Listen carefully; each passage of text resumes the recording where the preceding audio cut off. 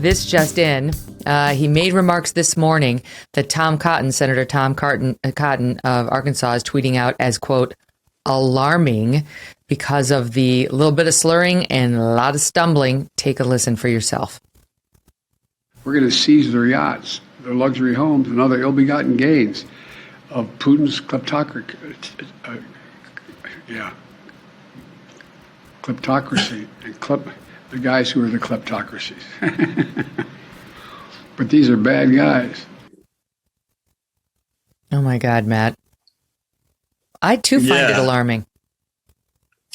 Well, I've told this story before, but this was trying to cover Biden's issues on that front was actually one of the reasons I ended up moving to Substack, because I was doing a feature on Biden on the campaign trail for Rolling Stone.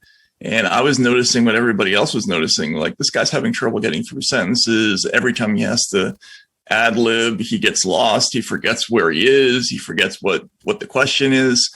And I called back some of the people I had talked to for a story about the potential use of the 25th Amendment to get Donald Trump removed on the grounds that he was mentally incompetent. If you remember, there was a big drive to do that, and I was assigned to cover that story. And lots of psychiatrists were very happy to talk about that then, but nobody would talk about the Biden issue. And I just realized that we were in a completely different media environment where, certain things are just sort of off limits. And I think we did kind of the country a disservice by not talking about this a whole lot before he was elected.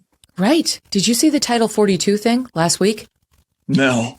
Oh, you've got to see it. We have it. So he was asked about Title 42. My team will refresh me whether the question was about 42 or the mask mandate being struck down.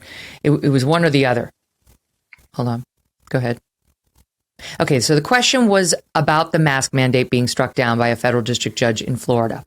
And he answered it about Title 42, the COVID immigration regulation that allows our border agents to reject everyone who wants asylum, just saying, it's COVID, get out.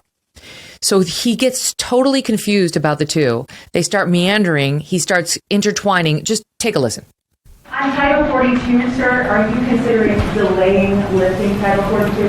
No, what I'm considering is continuing to hear from well, first of all, there's going to be an appeal by the Justice Department, because as a matter of principle, we want to be able to be in a position where if in fact it is strongly concluded by the scientists that we need Title 42, that we be able to do that. But there has been no decision. My God, so you hear? He's asked about the mask mandate. He starts meandering all over about 42. He can't keep it straight. Vice versa. Neither can I right now, but I'm not the president. And I wasn't facing the reporters, and he had to issue a cleanup later in a written statement. We've seen it happen time and time again.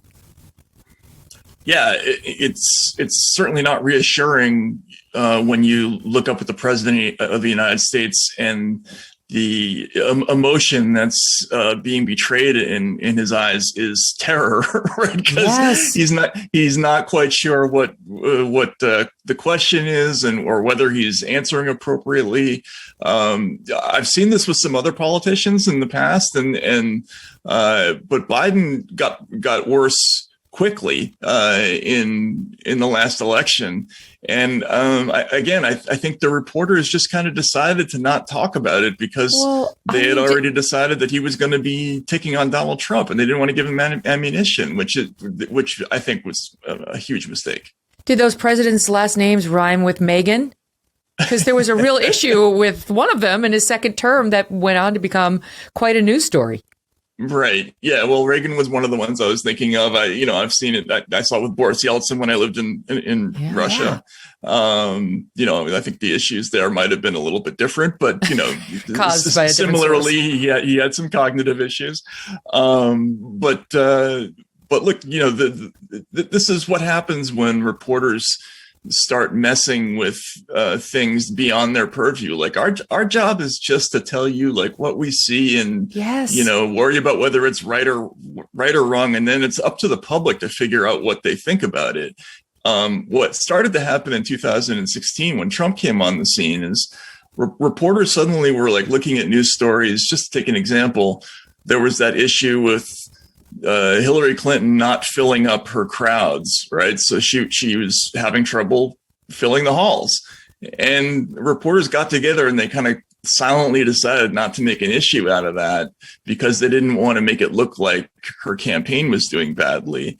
But that ended up hurting her because it created a false sense of security in the campaign. And instead of doing something to try to fix it, they just kept going and they ended up losing. So, reporters should just, tell us what they see and, let the chips fall where they may, and they won't affect history in a negative way, at least that way. Well, and it's like, when Grandpa starts to lose his marbles, when it starts to go south, Grandpa can be easily manipulated. We don't do that because we love Grandpa.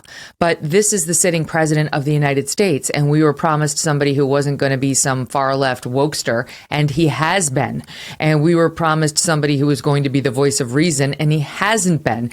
And we were promised somebody who said he was very skeptical of, quote, forgiving student loans because he understood the problems that would create and the fairness issues it would create. And now he's about to do it.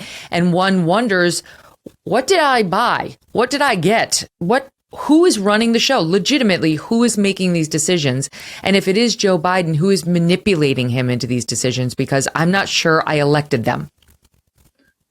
Yeah, and that was another question. Because there was so clearly a competency issue with Biden, there should have been a secondary news story, like who's actually going to be running the country if this guy gets elected.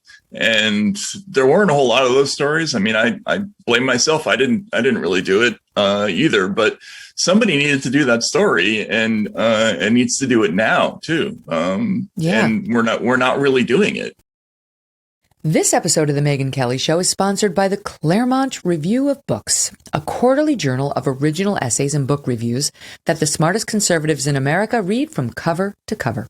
Widely regarded as the intellectual nerve center of the conservative world, the Claremont Review of Books is one of the only places where important new books and ideas are treated seriously and in depth by reviewers who know what they're talking about, many of whom you will recognize because we've had them on our show. Victor Davis Hanson, Sarab Amari, Heather McDonald, John Daniel Davidson, to name just a few. You can get a sampling of the exceptional content they publish, along with a special offer, at ClaremontReviewOfBooks.com/MK. Claremont is spelled CLAREMONT. Listeners of The Megyn Kelly Show will receive a free bonus issue of the publication when you sign up for a 1-year subscription. That's 5 issues for the price of 4 at the low cost of $19.95. If you love great writing and thoughtful insights on everything from politics to history, philosophy, music, art, and sports, then sign up to start receiving the best read for the most well-read today at ClaremontReviewOfBooks.com/MK. Again, that's CLAREMONT, reviewofbooks.com/MK. Hey, thanks so much for watching. If you like what you just saw, hit the subscribe button for more clips and full episodes.